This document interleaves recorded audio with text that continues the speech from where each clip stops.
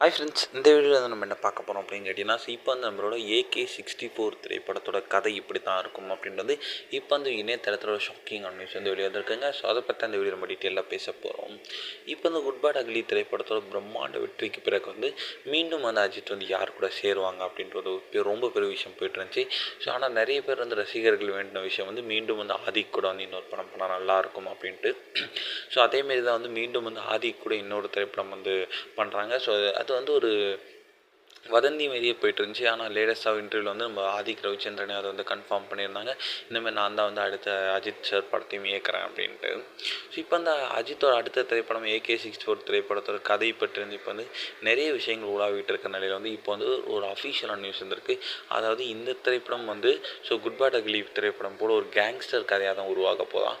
ஆனால் வந்து good bad அக்லியை விட டபுள் ட்ரிபிள் மடங்கு ரொம்ப பெரிய ஒரு கேங்ஸ்டர் திரைப்படமாக இருக்கும் அப்படின்ட்டு எதிர்பார்க்கப்படுகிறது. அண்ட் மெயினாக வந்து இந்த ஒரு திரைப்படத்தோட கேங்ஸ்டர் திரைப்படம் வந்து ஹார்பரில் நடக்கிற ஒரு கேங்ஸ்டரோட கதையை வச்சு தான் வந்து இயக்குறாங்க அப்படின்ற ஒரு நியூஸ் கிடச்சிருக்கு.